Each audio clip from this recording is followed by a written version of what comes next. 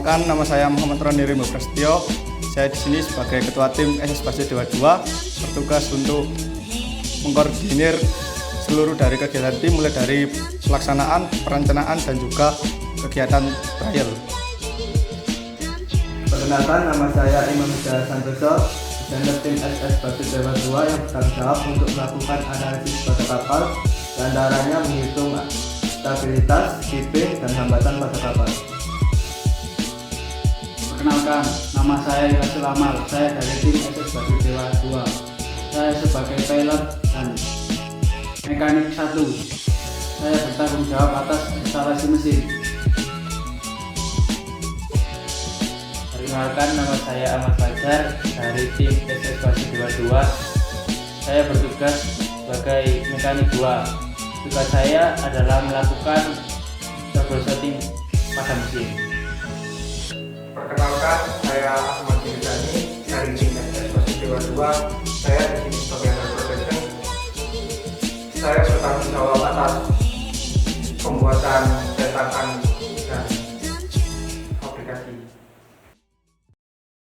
Kapal prototipe SS Basio Dewa 2 memiliki panjang 77 cm, lebar 17 cm, dan saraf 6,5 cm.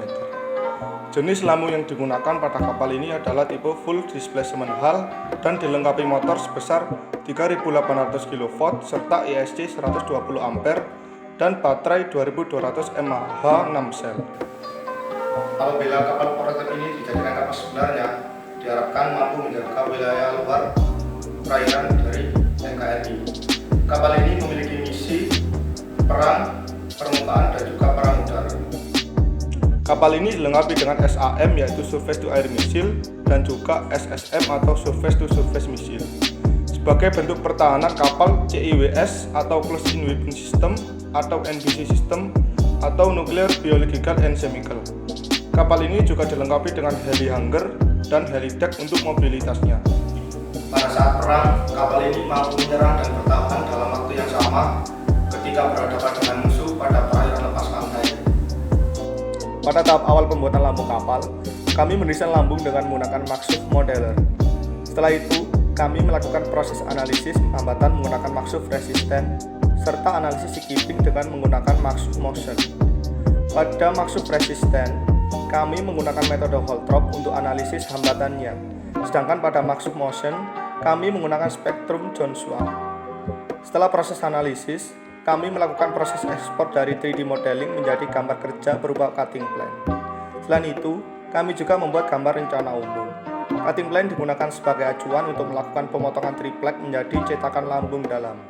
Sedangkan gambar rencana umum digunakan sebagai dasar untuk melakukan instalasi motor, ESC, baterai, kemudi, servo, serta senjata pada kapal kami.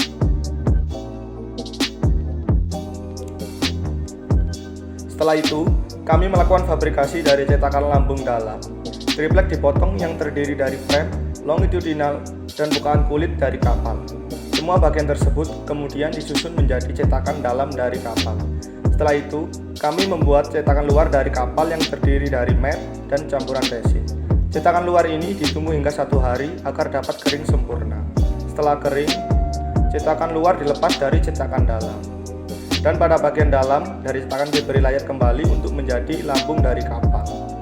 Proses pelayaran dilakukan sama seperti dengan proses sebelumnya. Setelah kering, cetakan lambung luar dilepas dari lambung kapal. Lambung kapal inilah yang akan diproses untuk fabrikasi. Proses fabrikasi lambung dilakukan dengan gerinda halus serta melakukan pendembulan. Setelah itu, kami melakukan proses pengecatan dasar. Untuk pembuatan superstructure dari kapal, kami menggunakan balsa agar lebih mudah. Selain itu, balsa memiliki kelebihan ringan dan mudah dalam pengecatan. Setelah itu, proses pengecatan lambung dan bangunan atas kami lakukan. Setelah dilakukan proses pembuatan lambung dan juga pengecatan dasar, kami melakukan proses pembuatan dudukan motor, baterai, dan ESC. Dudukan ini harus kuat untuk menahan dari getaran motor.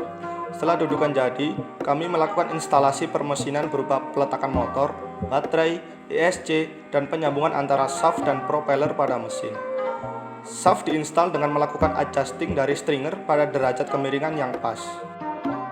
Setelah pemasangan permesinan, kami melakukan instalasi kemudi dan peralatan penunjang lainnya, seperti trun fin dari kapal. Kemudi dipasang dengan memperhatikan agar posisi propeller bebas dan tidak mengganggu kerja dari rudder. Setelah peralatan elektrik dan kemudi dipasang, kami melakukan instalasi senjata. Senjata yang kami gunakan menggunakan spiritus untuk pendorongnya, serta penembak yang terbuat dari stringer. Untuk pemantik dari senjata, kami menggunakan alat kejut untuk menciptakan percikan dan digerakkan oleh servo. Pemasangan senjata dari kapal ini diletakkan pada bagian haluan dari kapal.